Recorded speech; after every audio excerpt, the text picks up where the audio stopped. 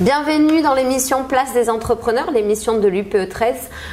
Aujourd'hui, nous accueillons 3 entrepreneurs. Nous remercions la région et Kedge School pour leur soutien pour cette émission. Je suis Marie Bagnoli, vice-présidente de l'UPE 13 et je suis ravie de vous accueillir.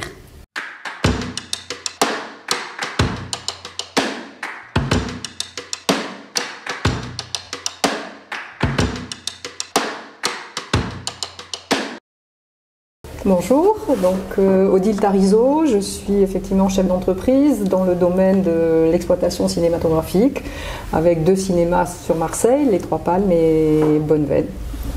Bonjour, Alain Spatafora, donc je suis dirigeant d'entreprise dans le maritime, celle qui représente l'UP 13, c'est e-Surveys. Bonjour, alors je suis Christian Buffat, chef propriétaire du restaurant Le Miramar à Marseille. Aujourd'hui, on vous a invité pour parler de cette crise sanitaire. Comment vous le gérez dans l'entreprise? Mon métier, c'est quand même l'affrètement de navires et on s'est réinventé avec des spécialistes et des professionnels pour faire de l'affrètement. Je suis également implanté en Asie, à Singapour. Et donc, à partir de mon bureau Singapour, on a fait des importations de masques chirurgicaux à partir du mois de mars. Le premier confinement a été très brutal puisque nous avons dû fermer avec une annonce à 18h pour une fermeture à minuit, donc assez très brutal. Fermeture totale, donc réinventer quand vous êtes fermé totalement, c'est très compliqué. Nous avons été l'activité la plus longtemps fermée, 300 jours jusqu'au 22 juin. Et là, de nouveau, nous avons subi et le couvre-feu et de nouveau les fermetures. Du jour au lendemain, il a fallu fermer, donc c'est une fermeture administrative, donc qui a duré 3 mois, peut-être un petit peu plus longtemps les cinémas.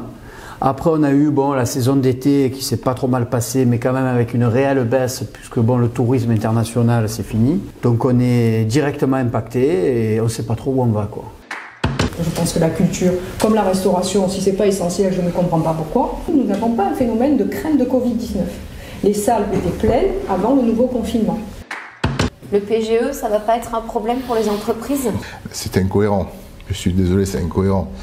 On dit bien aujourd'hui que le premier employeur, c'est l'artisan.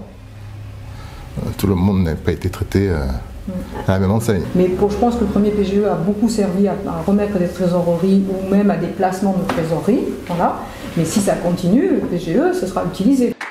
Christian, comment c'est les salariés? Qu'est-ce qu'ils en pensent? Qu'est-ce qu'ils disent? Il y avait le chômage, il y avait la maladie. Maintenant, il y a le chômage technique et le télétravail. Donc là, on est rentré encore dans on s'enfonce. Après, j'ai certains employés qui commencent à s'inquiéter. Ils se disent, tiens, peut-être je vais perdre mon boulot. Parce que nous, au départ, on était presque 50. J'en ai plus que 20. Ouais. Et quand on a fermé, on n'était que 10, avec 10 à peu près au chômage technique. Le déconfinement, c'est début décembre. Qu'est-ce qu'on a en tête là pour être prêt à se déconfiner? Si on ouvre, on est content.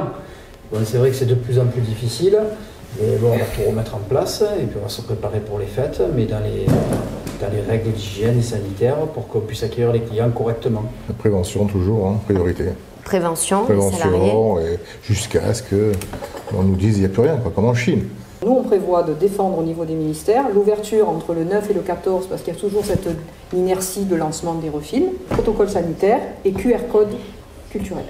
C'est-à-dire, on va au cinéma, on a un QR code, comme vous avez une autorisation de déplacement, vous avez un billet, vous pouvez sortir, vous justifier. Je vous remercie beaucoup. Merci pour ce moment de partage.